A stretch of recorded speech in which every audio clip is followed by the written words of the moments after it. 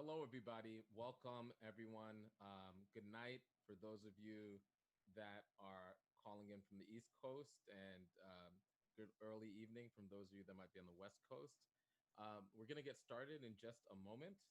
I'm so happy for everybody to join us. If you're here to have to be part of the conversation about the Thrive Resolution and the work that we could all do to ensure that we build a more resilient country in the months and years to follow, on the historic sort of remembrance of Katrina and the confluence of all the multiple storms that we're in the eye of today.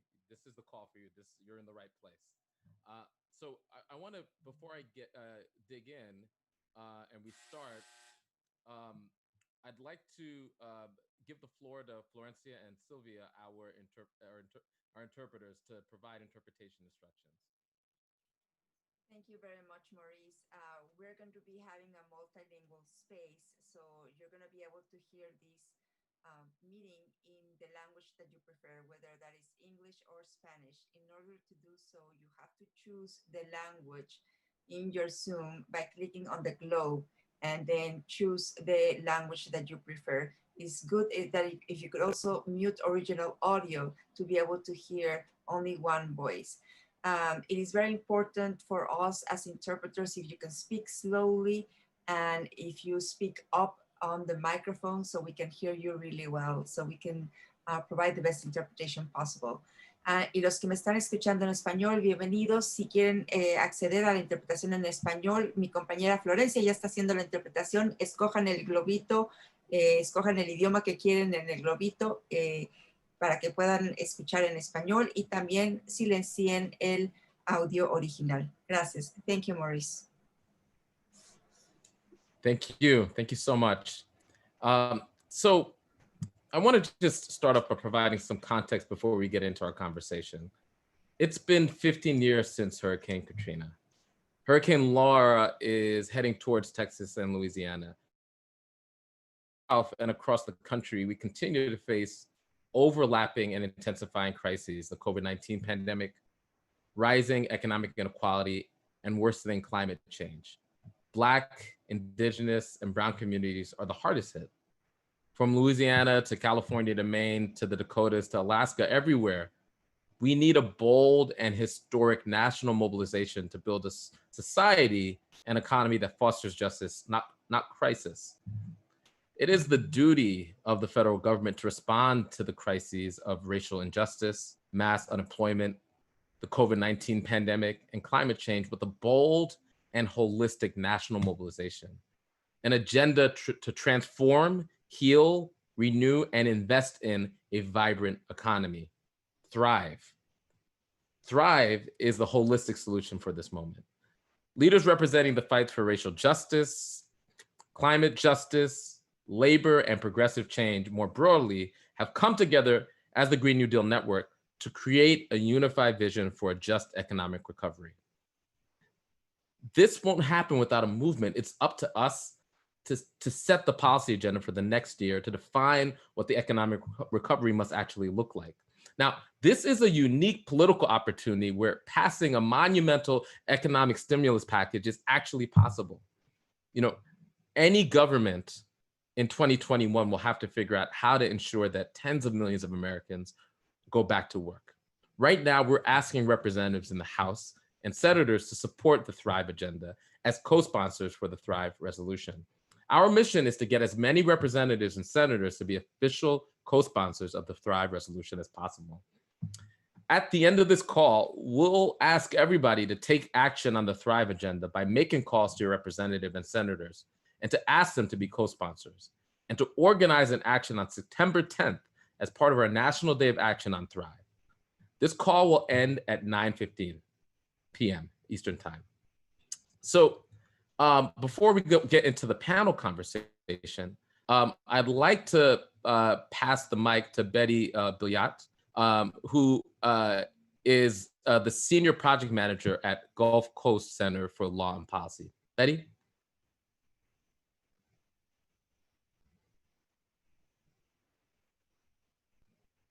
This is Bette Billiot. I'm from Dulac, Louisiana, residing in Houma, Louisiana, but I'm calling in from Mississippi due to the current storm in the Gulf. I'm also a member of the United Houma Nation tribe, the largest state recognized tribe in Louisiana, and I'm the senior project manager at the Gulf Coast Center for Law and Policy.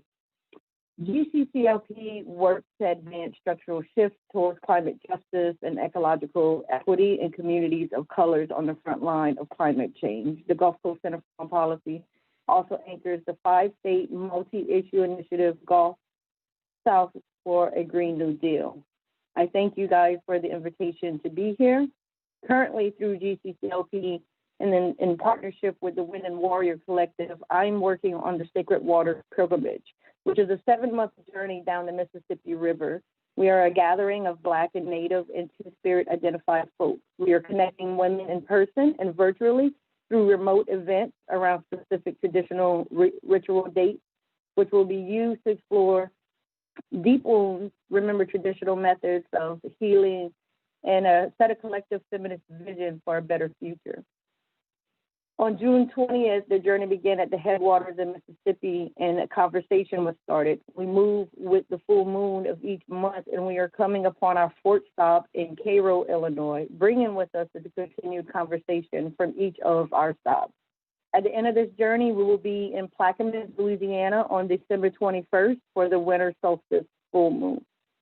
Also, through the Gulf South, through the Gulf Coast Community, Gulf Coast Center for Law and Policy, we are working on the Gulf South for a Green New Deal, which is communities from across the Gulf South, Texas, Louisiana, Mississippi, Alabama, and Florida, and commemorating the 15 years of recovery since Hurricane Katrina. And with the 15 days of remembering that, we have to take a moment to acknowledge this catastrophic storm that we currently have in the Gulf of Mexico, which has a lot of us worried and our eyes glued to the Weather Channel. So it's right there on the anniversary. It's convenient. These 15 days that are leading up to Hurricane Katrina, the commemoration of Hurricane Katrina, provide space for regional leaders and national allies to remember 15 years of ongoing recovery and uplift for a new way forward. The 15 days of Remembering Katrina 15 include Indigenous-led ceremonies, dance workshops, community prayers, conversations on the water, a U.S. congressional forum, and more. And I'll add a link in the chat so if you to join for August 29th from 10 to 3 for the commemoration date. The 15 days will also culminate with a frontline-led Katrina 15 commemoration anchored by the Gulf South for a Green New Deal. This online session invites allies and friends to join to remember the lives that were lost, discuss the impact of the ongoing climate disaster recovery, and uplift the expertise of Gulf South leaders in navigating the climate crisis moving forward. We began the 15 days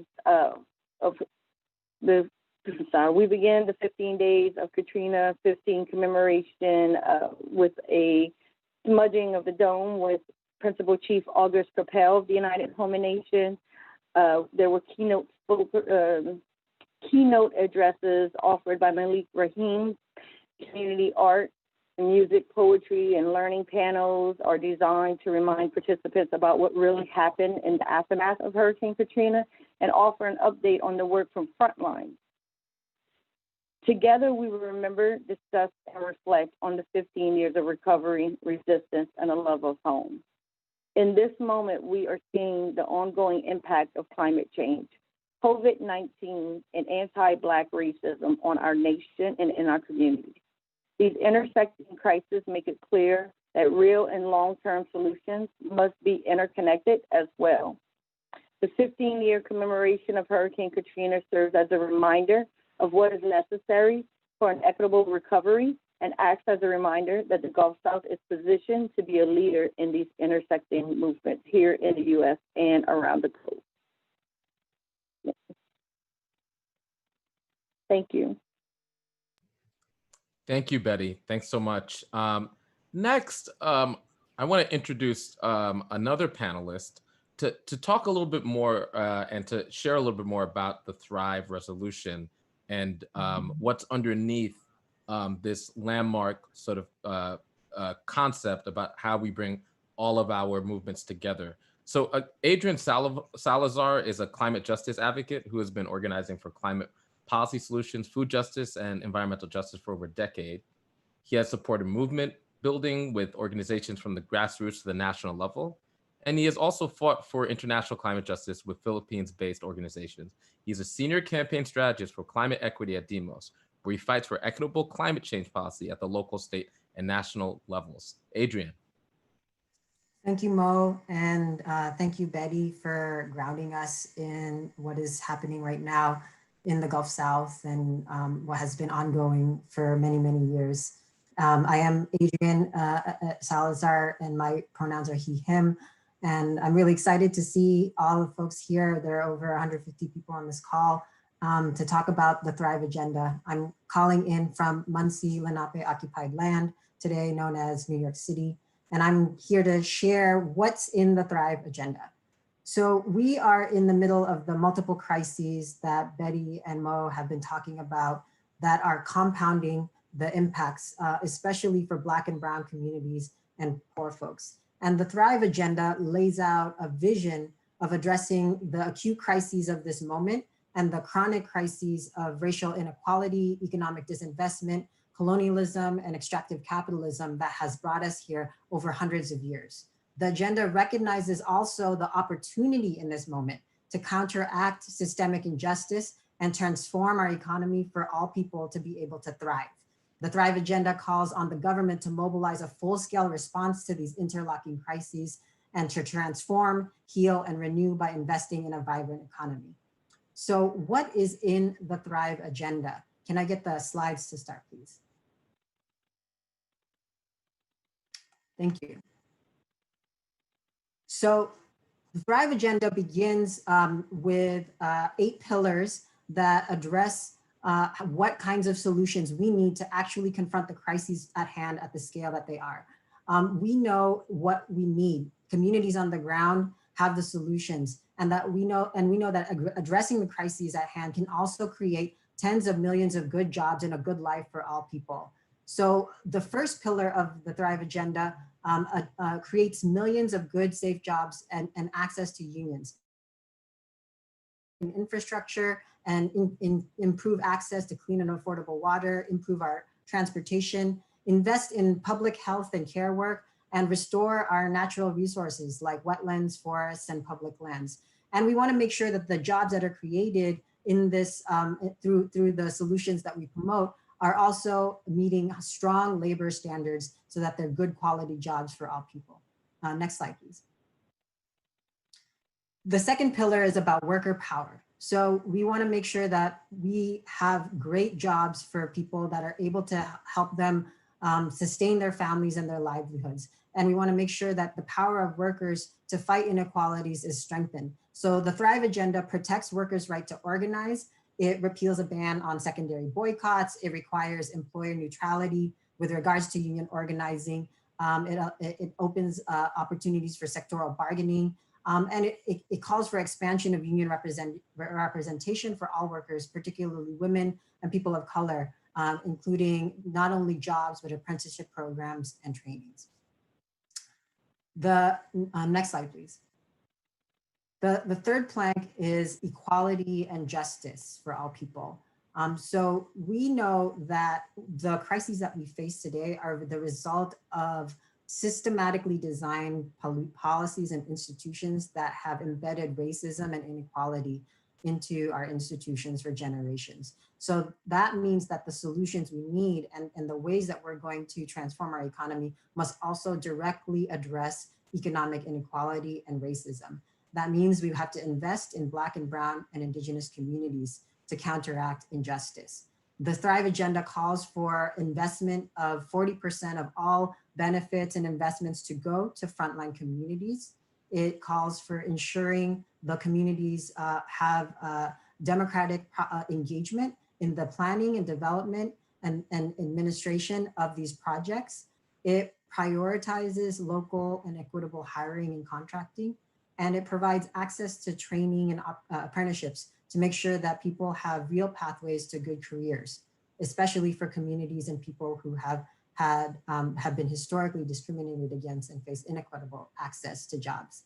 Next slide, please.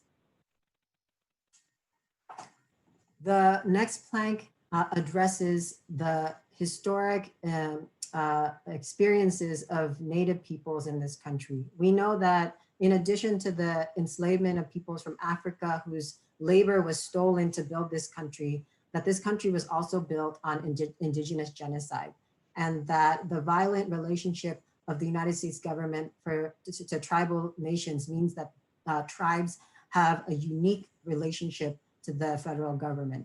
So the Thrive Agenda recognizes that and calls for strengthening and healing nation-to-nation relations with sovereign Native nations, and implements policies that honor and strengthen the broken trust responsibilities of the government to American Indians, Alaskan Natives, and Native Hawaiians. It also calls for strengthening tribal sovereignty and enforcing those treaty rights and codifying free, prior, and informed consent as it relates to giving people, tribal nations, appropriate consultation. Next slide, please. So the next pillar is about environmental justice. We have in our communities experienced decades of pollution that have harmed particularly poor communities and people of color, and that concentrations of those pollutants have resulted in disproportionate health risks that we see manifest today in Black and Brown communities bearing the brunt of the COVID crisis in terms of increased risk of infection and even death. So we know we have to address these historic pollution inequalities and ensure everyone has access to healthcare and healthy life. So the Thrive Agenda calls for curtailing air, water, and land pollution, removing health hazards from communities, and guaranteeing people have equitable access to public health resources that have been systemically denied from communities for generations. We want to make sure that these resources are targeted for access to Black, Brown, and Indigenous communities, especially, who we've seen are disproportionately contracting and dying from COVID-19 in this time. Next slide, please. Now, we all here, I think, on this call understand the severity of the climate crisis when we are experiencing people in the Gulf South right now confronting Hurricane Laura and preparing just on the eve of the 15th anniversary of Hurricane Katrina. So the Thrive Agenda makes sure that we are actually confronting the climate crisis at this.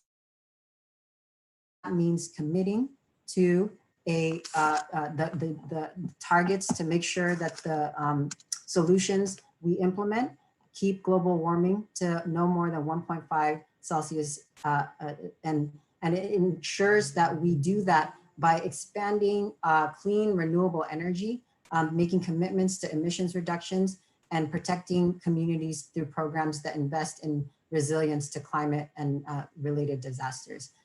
It calls for making sure we transition our economy away from fossil fuel dependency towards carbon pollution-free electricity no later than 2035, and calls to make sure that no funding from this agenda goes to corporate fossil fuel polluters, and rather that we invest in workers and the communities most affected by economic and environmental crises. Second to last here is a just transition for workers and communities.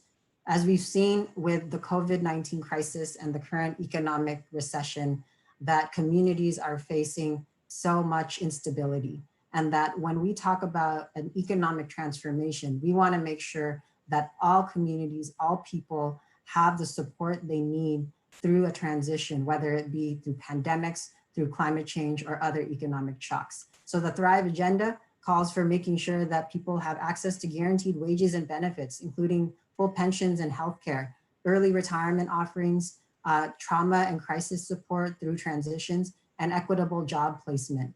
It invests in not only strong job creation, but also support for communities that may be impacted on the whole from transitions, either away from the fossil fuel sector or economic shocks of other natures, and making sure that we reclaim a lot of the abandoned and closed facilities that we can use to actually build a regenerative economy that we need. Next slide, please. The last plank of the Thrive Agenda calls for government for the people. This is a big and bold vision.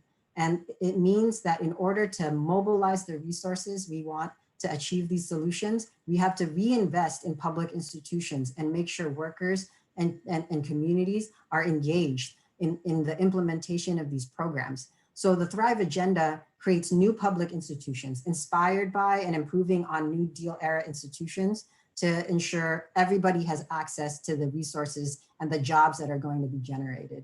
This is coupled with democratic governance and accountability to correct the systematic discrimination and misallocation of resources that have historically been plagued New Deal type programs, as well as modern policies, and making sure that families and communities get support for achieving fulfilling lives and having the economic security that they need.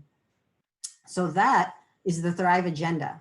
It is big, it is bold, and it is what is necessary. And we know that this is its time. History is staring us in the face with everything that is going on and calling us to take up our part in resolving the existential crises of climate change and inequality. So today we're here to say we are ready. Thank you, and I will pass it to the next speakers. Thank you so much, Adrien, for that overview, that exciting overview of the Thrive Agenda. And again, thank you so much, Bette, for all the work that you're doing in the Gulf South and the context that you raised about the fights going on the ground. Thank you. Sure. So next, we want to turn over to a pretty stellar panel of folks, and we're going to dig into some of the concepts that were laid out by both Bette and Adrien, and have the panel really share their assessments from their various points of entry into this work. And so let me just introduce our panelists. First we have Grace Treffinger, and Grace is from New Orleans and just returned home after a few years away, driven by a deep love of and connection to Southeast Louisiana and the climate anxieties associated with being from the Gulf Coast. She's currently an educator in gardening and food justice at a local arts high school, involved in various organizing projects, including a Gulf South for a Green New Deal resolution campaign with Sunrise and the Gulf Coast Center for Law and Policy, and research in preparation for DSA's Green New Deal Summit. Next, we have Warren Tidwell. Warren is the statewide lead organizer for Hometown Action in Alabama. He's been working in grassroots disaster relief recovery for over 20 years. England. Kathy chairs the National NAACP Board of Directors Environmental and Climate Justice Committee, which is responsible for providing governance and oversight of policy positions.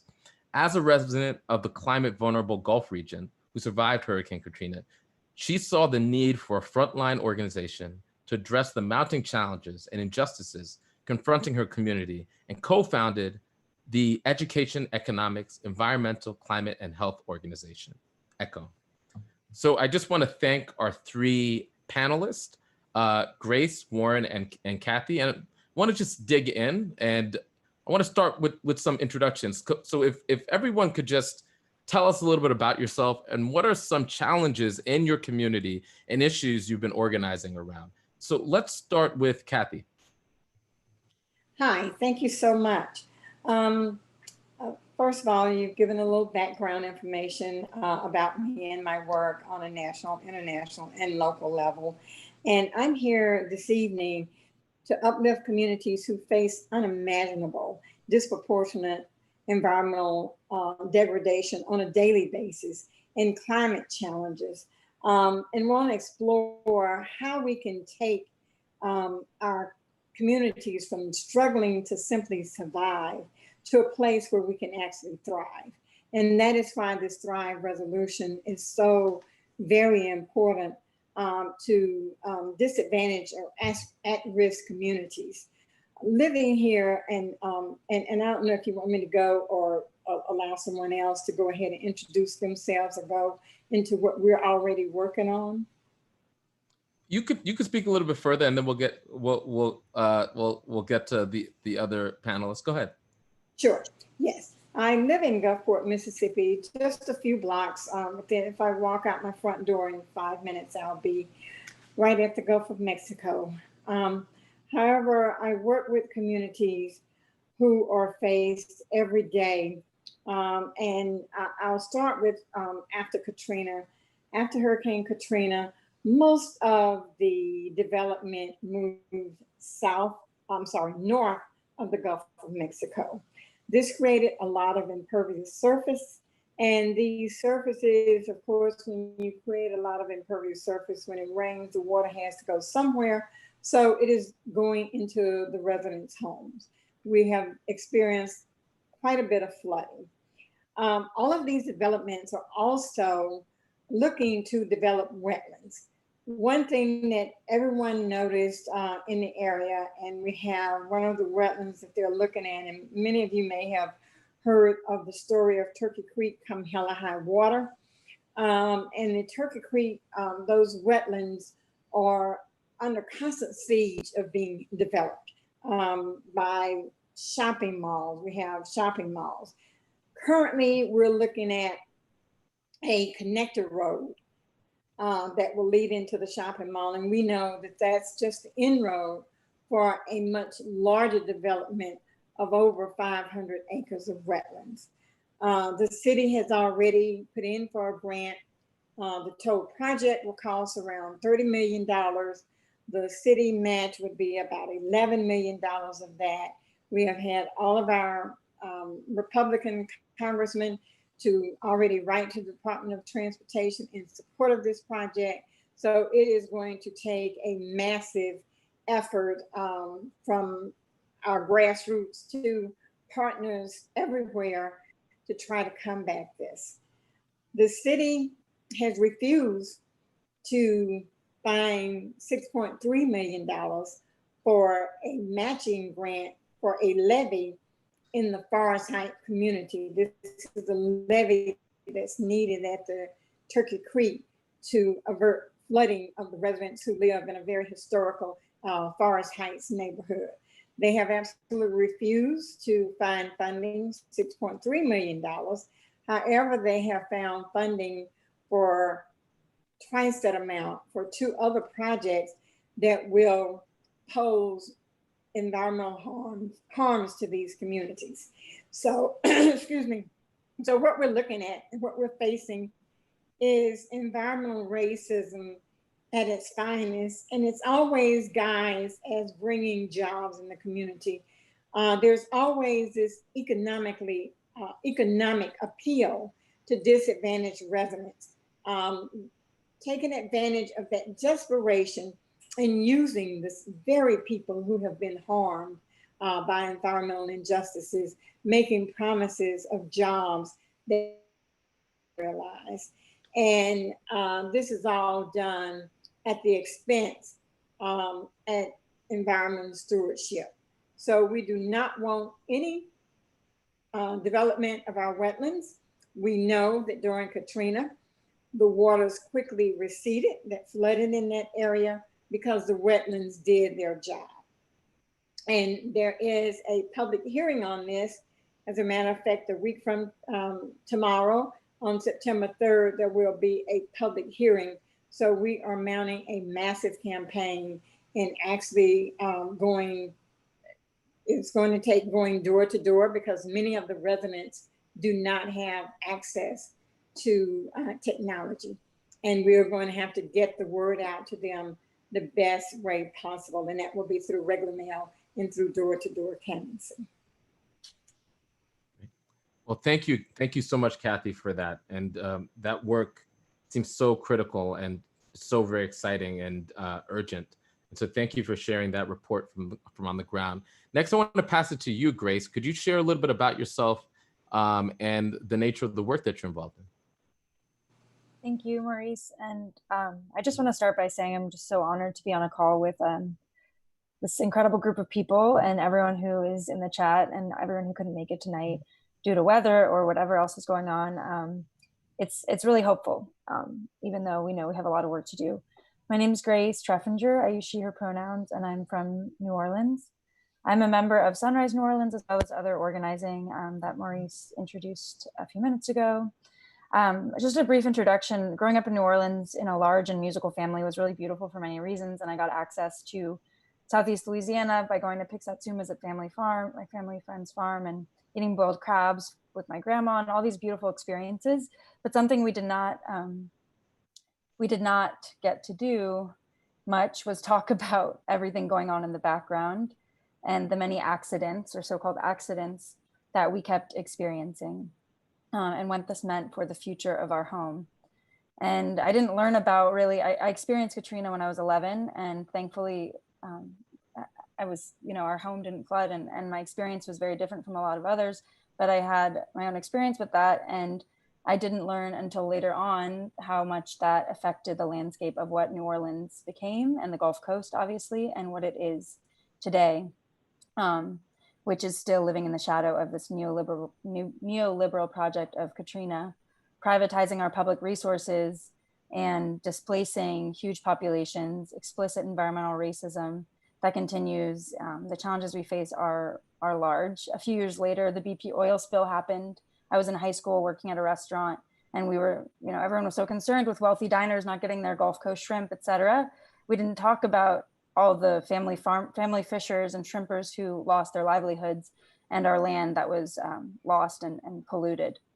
So I think that I just want to emphasize how much I grew up hearing the narrative around what a terrible accident this is, all of these experiences that we know clearly is aimed to depoliticize and to also act as if these accidents won't continue to happen, while oil and gas companies, corporate executives, and wealthy investors act with impunity and with direct financial support from our tax dollars. We know there are clear polluters and there are clear guilty parties here. And I really appreciate the honesty that the Thrive Agenda embraces. And I think that that's something we really need, is to mobilize. And so I come with a youth organizing experience, and I moved back home about a year ago. I always knew I would move back home because this is what I studied. This is what I've worked in throughout all of my past high school until now, is climate and environmental organizing. And I know that we need to tie all these issues together, because if we don't, then we'll never have a chance of winning, not just because it's the ethical and moral thing, but also the strategic thing. So I want to emphasize, I moved back home because I was so inspired by what has been mentioned a few times, the Gulf Coast Center for Law and Policy's Gulf South for a Green New Deal, and how courageous and hopeful it is to see efforts that pull together movements for racial justice, workers' rights, immigration justice, climate and environmental justice, and so much more across the Gulf South, and places that are often overlooked on the national stage, but hit so hard by the many crises of our times, and have been clear leaders for centuries, if not, sorry, we have a dog, for centuries in this region. And so locally, yeah, we face many challenges around that many cities are facing across the Gulf South, and extreme cases of environmental racism, such as Cancer or Death Alley, polluting our communities and our land. And we're still living in the shadow of the privatized region that we, where our public housing has been destroyed, and we have crumbling infrastructure that does not properly prepare us for the storms that we will continue to face, unfortunately. And my heart is with everyone. And thankfully, in New Orleans, we had 2 storms coming and they've mellowed out, but I know that we share disasters across the Gulf South, and need to continue to emphasize our solidarity. And so, yeah, I have more to share. I'm really excited about the Thrive Agenda and to share about the work that we're doing. But locally with Sunrise New Orleans, we have launched a Gulf South for a Green New Deal resolution campaign that is a shared purpose of building up the youth climate movement and gaining momentum in New Orleans, and hopefully regionally with other Sunrise hubs and Gulf South for Green New Deal signatories, or any interested people in cities and towns around the Gulf South. to flip the narrative that the Gulf South can't be leading the climate movement, because we can, we should, and in most other social movements we have, and youth leaders in the South are empowered in putting forward a collective and transformative vision for just and dignified lives and a livable future in our home. So thank you. Thank you so much, Grace, and thank you for the work that you're doing throughout the Gulf South. Next, we want to, lastly, we want to turn to Warren. Warren, share what's going on in Alabama, a little bit about your work, a little bit about yourself and the nature of the work on the ground today. I'd also like to say I'm very happy to be here, honored to be a part of this panel. In Alabama, like much of the Gulf South, we have to deal with disasters quite a bit, tornadoes, flooding, hurricanes. So a lot of our organizing, it revolves around that. Now, we were working on a disaster recovery and climate resiliency plan for our state when the pandemic hit, and like here as everywhere else, it flipped everything upside down. So we pivoted to making reusable masks through a network that was created through past organizing with disaster recovery and response.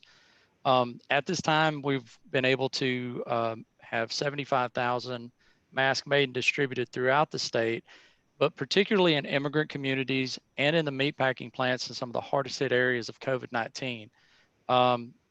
And the biggest thing that we are trying to focus on now is how do we respond to this? And so to tell you a little bit about Hometown Action, we envision inclusive, revitalized, and sustainable communities built through multiracial working class organizing and leadership development at the local and state level to create opportunities for all people to thrive. We do this by three things. Number one, fighting corporate power. We're more than cogs in a corporate machine, y'all. We deserve better than low wages, polluted communities, and corporate-owned politicians. And we take on corporate power throughout the state and attempt to take back these communities by, number two, developing small town and rural leaders. We train leaders to develop powerful public lives with an emphasis on the working class, people of color, LGBTQ+ folks, and women. Our leaders participate in continuous training and political education to understand the root causes of injustice and effectively organize in their local communities to hold powerful decision makers accountable, and to also organize around the crises in those communities, because we all know our problems. We see the nuance of where we are, and while we share some of these across the board, we need the people in these communities leading these things. Which leads me to the third thing, transforming politics for our movement. We're building a new kind of politics for our movement. We like to say that, and that means recruiting and training the next generation of elected officials to pursue policies like the Thrive Agenda, which will allow us to meet this moment in time and face these challenges. So thank you. I'm glad to be here. Thank you. Next, we want to talk a little bit about the Thrive Agenda, and we want to get your assessments, each one of you, about what Thrive could look like. So, you know, Thrive, as Adrien laid out, could be underway as early as 2022. Now, what would your community look like if the Thrive Agenda passed? So why don't we start with Grace? Grace, could you share a little bit about you know, the urgency of Thrive and what it might look like on the ground where you organize? Sure. I mean, it's a very expansive resolution platform, and reading over it in more detail, I think that, I mean, there are so many pieces. A very obvious one and a very relevant and timely one right now is increased coastal protection and protection against storm surge by restoring wetlands and adopting other adaptive strategies to increase storm barriers and protect coastal communities from increased and more severe storms that we will be facing with the climate crisis. And a big one that I kept harping on in my introduction, I really think a critical thing that we've lost is public institutions and public access to healthcare, schools, housing, libraries, and with that, strong union jobs that we definitely need, and a just transition. Being in the Gulf South, I know plenty of people who work in industries who are fearful of losing their jobs, and without a holistic community approach, we're going to lose a lot of a lot of potential allies, and this should impact and include everyone. So, and most importantly, of course, addressing environmental racism in our communities, which is so severe in New Orleans and the regions surrounding the river parishes. And so I would say that there's plenty more investing in local and regional food systems. We need food sovereignty. We need stronger local food systems that aren't dependent on the industrial agricultural industry. Just like the oil and gas, they are given subsidies and would not be profitable without federal subsidies. So it is currently a system where we just need to balance power. And we're seeing that in Louisiana, it's critical if we want to survive the many crises we currently face and will continue to face. Thanks, Grace. And just a note to our panelists, if you could just remember to speak slowly so that the interpreters could interpret from English to Spanish. So the same question goes to you, Kathy. Describe what you think the impact might be for the Thrive legislation if we're able to get it passed and it becomes law and in effect on the ground in 2022. Okay, I'm going to use the pillars, some of the pillars, just to give you some concrete examples to some of the issues that we're facing now. Pillar number 3, investing in Black, Brown, and Indigenous communities to build power and counteract racial and gender injustice. As I mentioned, the need for a levy to protect the residents of the historical Forest Heights community. That is something that if we had this resolution in place already, this community would be protected from the flooding and the continuous attacks against their property posed by development. One of the other pillars, combating environmental justice and ensuring healthy lives for all. This is going to take having laws that are enforceable, laws that are monitored, where we would mandate environmental impact studies, flood risk assessment, and mitigation strategies. We would look into, in doing this and combating these injustices, we would have to look to adaptation, resilience, and sustainability strategies. Another one, averting climate and environmental catastrophe. And all of this is interrelated. I know these are the 8 pillars, but they relate and they extend so much further beyond just how they're listed here. Because if we can invert some of these environmental and climate catastrophes, we would have a lower rate of things like the pandemic. We're looking in Mississippi, we're one of the so-called red states where we've had an escalation. We have disproportionate numbers of African Americans who are who have been infected with the COVID-19, who contracted COVID-19, and who have lost their lives. And a very high percentage of these individuals had pre-existing illnesses. They're mostly respiratory illnesses or illnesses that are related to their environment. And so if we are looking at averting such catastrophes, I think that we do have to look into these communities who are facing this on a daily basis. So those are, just a few of the concrete examples as we look into communities and look at some of the things to where if we had this in place now, these communities would not be suffering just to breathe every day. Thank you, Kathy. And so lastly, Warren, if you could just share same question and to respond to the same question. I was going to say I had an entirely different answer worked up for this, but with the hurricane in the Gulf, I wanted to speak to a particular community that will be dealing with this. In Alabama, we had Coden and Bayou La Battery, which of course were affected by Hurricane Katrina. And tonight, Port Arthur, Texas, as we're all aware, is facing down a major landfalling hurricane in areas east into Louisiana that has been described as a historic storm with strength unknown to this stretch of the Gulf Coast. And residents of Port Arthur, Texas live at the intersection of racism, poverty, public health crises, environmental disasters, and repetitive flooding. Now, Port Arthur is home to the largest oil refinery in the United States, and all of their vulnerability is tied to that extractive fossil fuel industry. 1/3 of the residents live in poverty, and as a result of the climate crisis, they live in 2 cycles. And what I mean by that is the first cycle is being dependent on an industry that exacerbates the climate crisis and has no interest whatsoever in doing anything about it because it goes against everything that they're working for. And it creates more storms like this. It makes storms when they happen worse.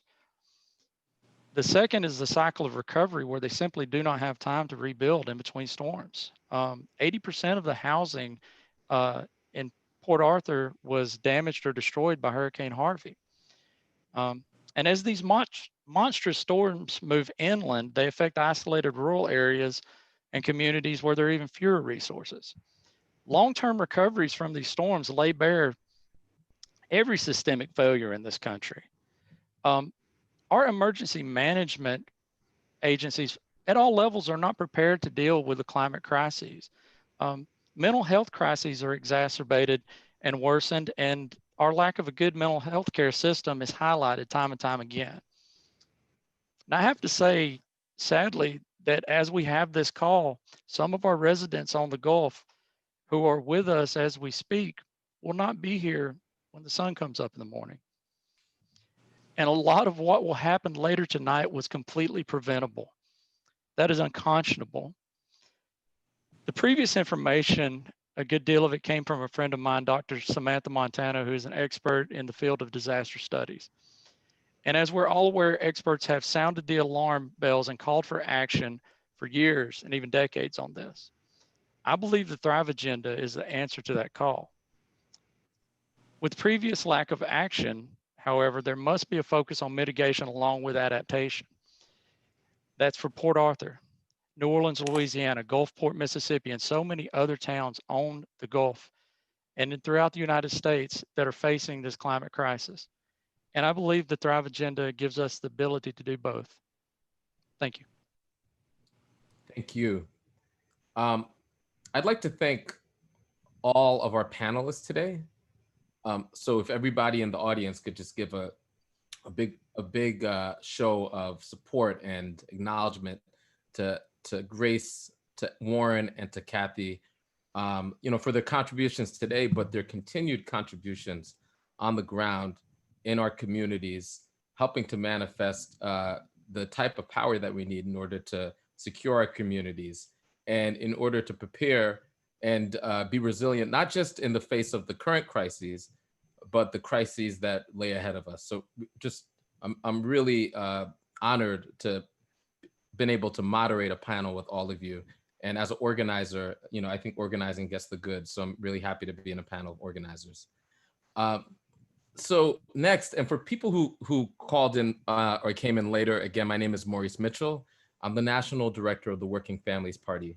The Working Families Party is one of 14 organizations around the country that come together through the Green New Deal Network to develop the Thrive Agenda. And this conversation has been about the Thrive Agenda, as well as all the work happening all around the country and on the ground in order to ensure that we have resilient communities that can withstand all of the existential crises ahead of us. COVID-19, the climate crisis, the reckoning around racial justice and Black lives, the crises that may lay ahead of us. That's what this conversation is about. Now, we have some action items for everybody on the line. So we want to get to those action items. And so everybody stay, because this isn't just a conversation. This is also about the actions that you could take right now in your community. So now, number one, everybody who's listening, I hear that there's more than 2,000 people who are witnessing this conversation right now. So you stay on, and we want you all to sign up for the Katrina 15th anniversary commemoration. And we're gonna put a link, we're gonna drop a link for the people who are in the Zoom, and we'll be sharing that information to everybody who's watching. So what we want you to do is go, it's tinyurl.com/rememberkatrina15. And I'll just share a little bit about what that is about. This event will allow us to commemorate and uplift the realities and organizing since Katrina hit 15 years ago. It also is a sacred acknowledgement of land and Native communities. We also will be doing a sacred remembrance of the lives lost in Hurricane Katrina 15 years ago. Be a celebration of art, and we'll be able to learn from the many panelists about community resistance and resilience. So stop what you're doing right now and sign up right now, clicking that link. It's tinyurl/R, remember, capital K, Katrina 15. So tinyurl.com, remember Katrina 15.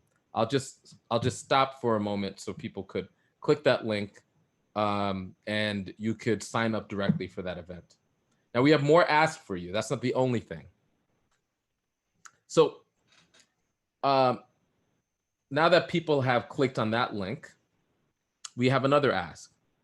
People should go to and immediately go to the Thrive Act. So that's tinyurl/Thrive Action, and that's all lowercase. Click on that link right now. If you don't see the link, just type into your browser tinyurl.com/Thrive Action, all lowercase. Now, what that will allow us to do is you'll be able to call your member of Congress. And it's really important that all of our members of Congress hear on the ground from their constituents around the need to co-sponsor the Thrive Act and get the Thrive Act into legislation. So on the 31st of August in particular, there's going to be a huge push on that day to generate thousands and thousands of calls to Congress to urge representatives and senators to co-sponsor Thrive. We want as many co-sponsors as possible. And we think we'll be able to get a lot of co-sponsors because Thrive is an agenda that includes pro-worker pieces, a very strong plank around racial justice, a very strong plank around climate justice, and a huge plank around economic recovery. So we think we have an opportunity to get a significant number of co-sponsors in Congress, but the work of that is really going to be your work. And click on that link so that you can get involved. And through that link, we'll link you up with your local representatives to make those calls. So we want you to commit to make a call on the 31st so that in every district, all of those representatives are getting inundated with calls from constituents. The resolution will formally be introduced into Congress, the day after Labor Day. And so this pre-work is designed to make sure that when it's introduced, it has a lot of co-sponsors. Now, our mission, again, is to get as many of those co-sponsors as possible, which is why this activity is so critical. And then on September 10th, we want to organize a Time to Thrive socially distanced rally. So that's the other thing. We're going to have a rally on September 10th. So, mark your calendars right now for that. And the goal of these rallies is to highlight how the Thrive agenda will have a local impact and to thank or pressure our members of Congress who have yet to sign on as co-sponsors for the resolution. We're asking that you pick a place outdoors in your community with the benefit from Thrive, that will actually benefit from the Thrive legislation and underscores the need for long-term sustained and sustainable investment. So the next thing is we want you to take the initiative and organize in your community and physically on the 10th, on September 10th, be a part of that activity. It could be any place, a community park, a public school, abandoned factories. It could be a large rally. It could be dozens of people. Everything matters. And I think the most important thing is that we get as many people. Okay. And, you know, I'm gonna just wait a few seconds for people to click that link, but we actually do have a special guest on the line. And so, you know, I'm so excited. We weren't sure if we could get this guest, but it looks like we do have a special guest on the line. So everybody, I'd like to introduce to you Representative Sheila Jackson Lee. So Representative Jackson Lee, if you're there, if you could just share with us a little bit about what brings you to this conversation and the concerns that you have from your perspective in your district.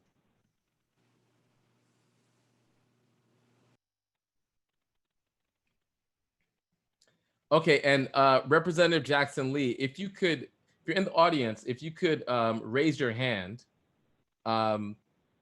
use the hand raise option on Zoom so that one of our techs could find you and then put you in the conversation.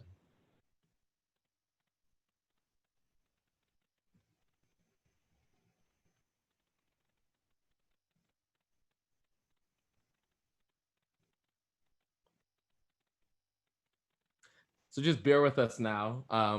We're scanning the audience to find Representative Jackson Lee.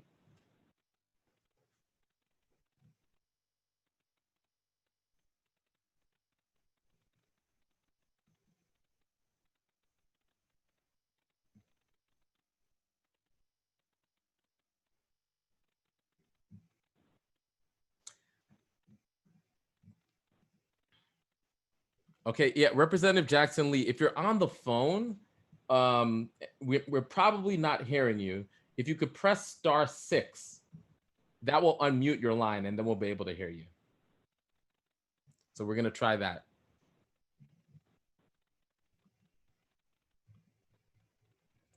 And please pardon the technical difficulties. I know we're several months into this COVID-19 reality, but Zoom continues to update. So we're constantly trying to keep track of the features.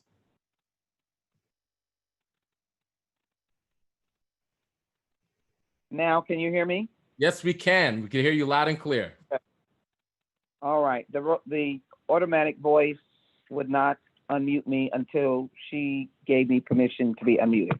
Right. So COVID-19 brings a lot of challenges, but we're pleased to be able to join you. And good evening to everyone. I think I heard the question as to what brings me to this conversation. And I think that I can intertwine a number of things. And reality is that I just left our emergency management office here in Houston, Texas. And Hurricane Laura is barreling toward the eastern coast of California and the western coast of Louisiana with 9-foot surges that may destroy whole communities. Many of those communities are impoverished and many of them are minority communities. So the question would be, what would be the thrust of rebuilding, but what is the response to the active hurricane season that we're expecting, and what we can clearly associate with climate change and the need to address climate change. We're in the midst and the throngs of the anniversary and commemoration of Hurricane Katrina. I remember it very clearly. 250,000 people came to Houston, but more importantly, I walked the streets of the Ninth Ward and, of course, saw the devastation of the famous words, "when the levees broke." Clearly, we are in need of infrastructure, safe jobs, access to unions. The Thrive Act responds to the needs of all Americans wherever we find them, whatever topography they're in, whatever mountain or valley they're in. I think the Thrive Act says that you are included and you are empowered. And there are 8 pillars of the Thrive Act that I think you can quickly summarize for the members that you may be talking to. Everyone should want to empower workers. We are obviously facing the highest unemployment that we've ever faced because of COVID-19. and there's a lot of worker inequality. And this act provides for the power workers to help them fight inequality. Again, it is recognizing that people who are at the lower end of the economic engine are Black and Brown and Indigenous communities, and they need to build power and counteract racial and gender injustice. It works to strengthen and heal the nation-nation relationship with sovereign nation. It clearly puts front and center the issue of combating environmental injustice, ensuring healthy lives. And everyone should know that there's an environmental injustice in everyone's community. You don't have to look far to find it. It might be creosote, which is the chemical that was used to form the railroad ties many years ago in a historic African-American community that contaminated the water and the gardens that many of these people built, so much so that the state had to admit that there was a cancer cluster. Every form of cancer, not just the ones that you know and see, from thyroid to throat cancer, to esophagus cancer, to breast cancer, lung cancer, prostate cancer, and cancers beyond.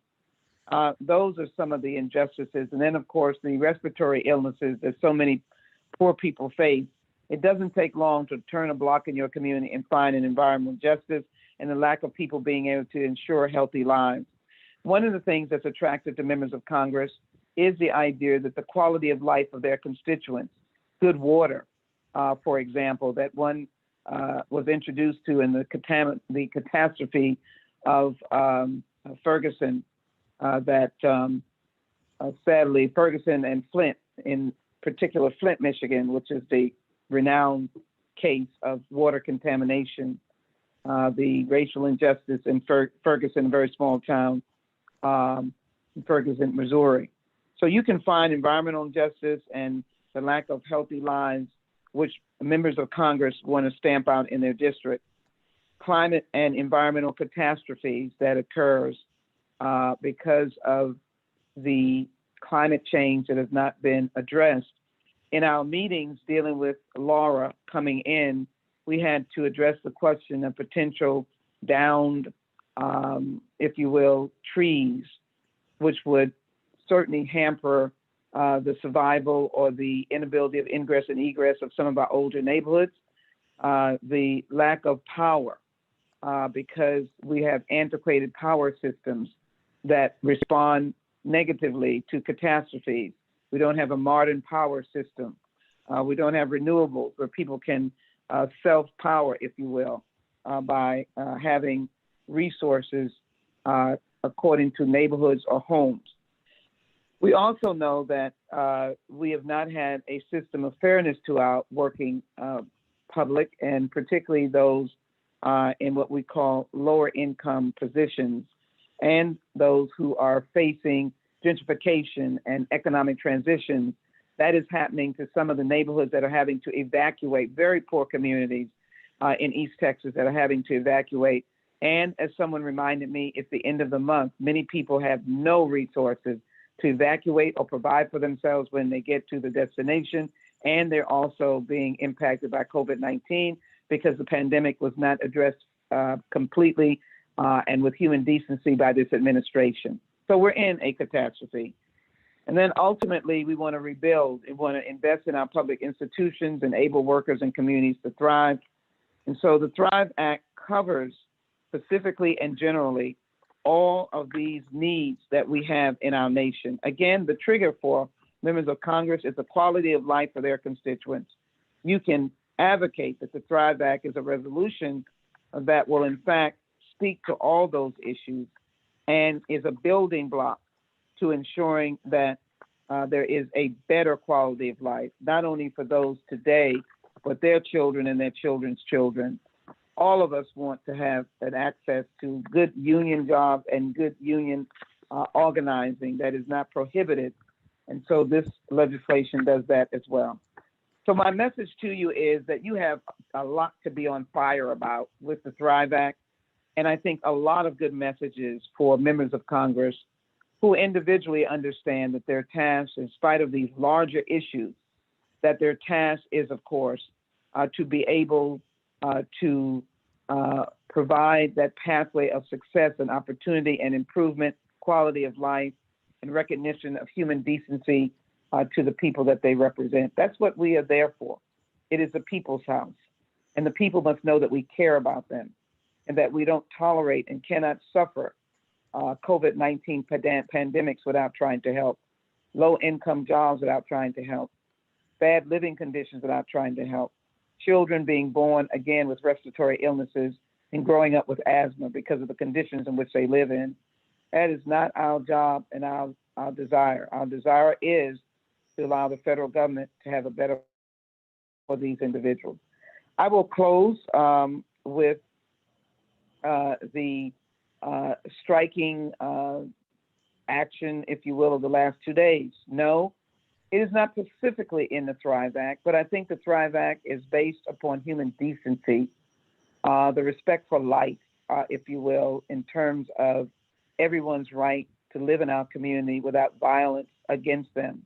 And so let me remind you of Jacob Blake, who was killed, again, unmercifully by law enforcement by holding his T-shirt with his back toward an officer, showing no intent on violence, and tragically was shot so much that he is fighting for his life. Surgery after surgery, but 3 little boys are left wondering what happened.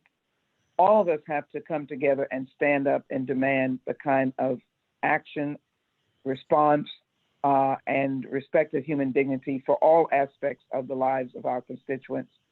The Thrive Agenda is a component of bringing to life the fact, as I've said, that no person should be diminished. No person should live suffering. No family should be suffering. I think if you take that message and that we're all fighting together for the greater good, and particularly pray for the family of Jacob, we'll have right on our side in a good way, and we'll have a good turnout for, I think, what is certainly clearly a positive and effective, strong roadmap for what needs to be done. Thank you. Thank you so much, Representative Jackson Lee. So very much appreciate you getting on the call and sharing that perspective, and also invoking the resistance on the ground for Black lives and the terrible case in Wisconsin. So thank you for, at the end, invoking what's taking place right now and how much it's relates to the conversation that we've been having around the Thrive Act. And you're absolutely right. It's the people's house. And if we do our work in November, we could say the same thing for the White House. And so I hope all of us are focused on achieving all types of victories over the next few weeks. And so I'd like to now close this conversation.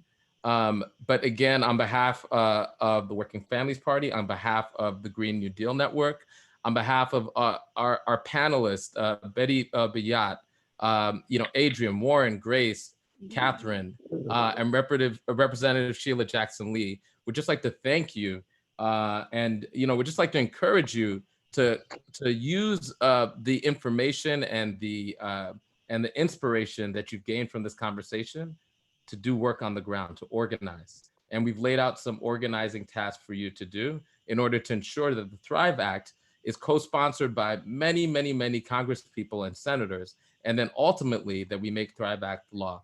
So September 10th, that's an opportunity again for you all to take action wherever you are.